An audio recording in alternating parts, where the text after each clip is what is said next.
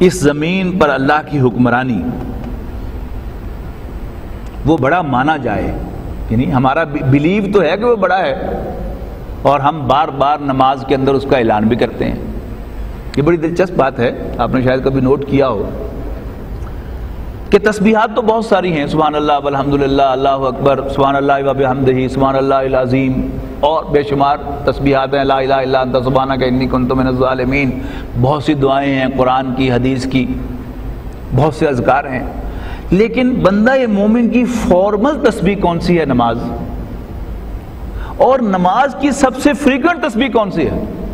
اللہ اکبر، یعنی اذان میں 6 مرتبہ اللہ اکبر کہا جاتا ہے۔ بندہ مومن کی نماز کی ایک رکعت 6 مرتبہ اللہ اکبر کہنے پر مکمل ہوتی ہے۔ گن لیجیے، اللہ اکبر، رکوع جاتے ہوئے اللہ اکبر، پہلے سجدے پر جاتے ہوئے اللہ اکبر، پہلے سجدے سے اٹھتے ہوئے اللہ اکبر، دوسرے سجدے پر جاتے ہوئے اللہ اکبر، اور پھر دوسرے سجدے پر پہلی رکعت مکمل ہوئی تو 6ٹھی مرتبہ اللہ اکبر آپ نے کہا۔ مطلب کیا اس کا؟ اللہ سب سے بڑا ہے۔ لیکن اگر بالفعل اللہ بڑا نہیں ہے تو پھر یہ اس کلمے کی حیثیت کیا ہے؟ از اٹ ٹرو یا یہ جھوٹ ہے؟ جن حضرات کے پاس قرآن مجید ہے وہ ذرا کھولیں، 28ویں پارے میں چلیں، آپ کو دلچسپ چیز دکھاؤں۔ 28واں پارہ، سورت نمبر 61 اعوذ باللہ من الشیطان الرجیم، سبح للہ ما فی السماوات و ما فی الارض۔ آسمانوں اور زمین کی ہر شے اللہ کی تسبیح کرتی ہے۔ وَهُوَ الْعَزِيزُ الْحَكِيمُ، اور وہ بالادست آل مائٹی حکمت والا ہے۔ اب غور سے پڑھتے جائیے ان 4 آیات کو۔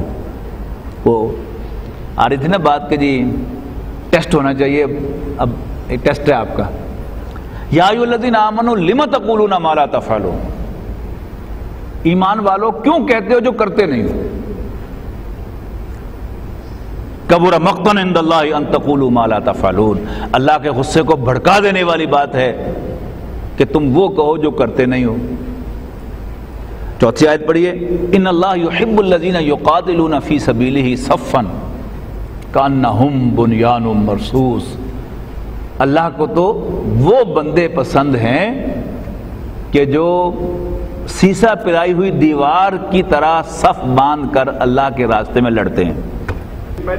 یعنی اگر تم اللہ کے لیے لڑتے ہو اللہ کو بڑا کرنے کے لیے تو اللہ کو تم پر پیار آتا ہے۔ ان اللہ یحب الذین یقاتلون فی سبیلہ صفا کانہم بنیان مرصوص، اور لڑتے نہیں تم اس کے لیے، زبانی جمع خرچ کرتے ہو، اللہ اکبر کی تسبیحیں پڑھتے ہو تو اللہ کو تم پر غصہ آتا ہے۔ میرے خیال کے مطابق علامہ اقبال کی جو 2 مشہور رباعیاں ہیں وہ انہی 4 آیات سے ماخوذ ہیں کہ یا وسعت افلاک میں تکبیر مسلسل، یا خاک کی آغوش میں تسبیح و مناجات۔ وہ مذہب مردان خود آگاہ، سیلف کانشیس، خدا مست، اور یہ مذہب ملا و نباتات و جمادات، نباتات پلانٹس اور جمادات ڈیڈ میٹر۔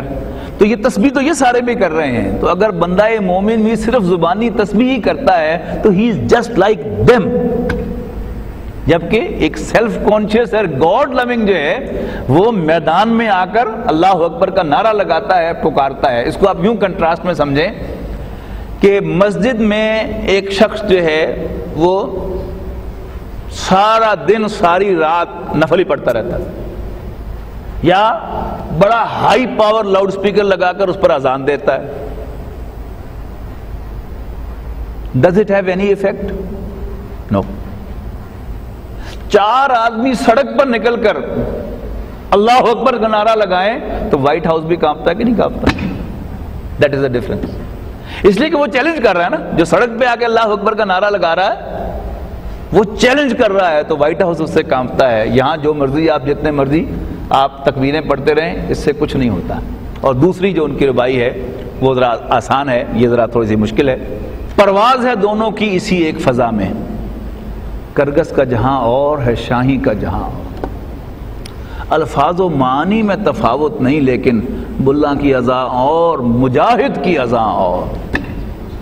مجاہد کی زبان پر کلمہ اللہ اکبر سچا کلمہ ہے، اور ایک عام تسمیہ پڑھنے والے مسلمان مولوی تو ایک سمبل کے طور پہ کہا ہے نا، اس کی زبان پر اللہ اکبر کی تسبیح کیا ہے؟ جھوٹ ہے۔ اس پر اللہ کو غصہ آتا ہے، اس پر اللہ کو پیار آتا ہے۔ یہ ہے دونوں آیتوں کا کنٹراسٹ۔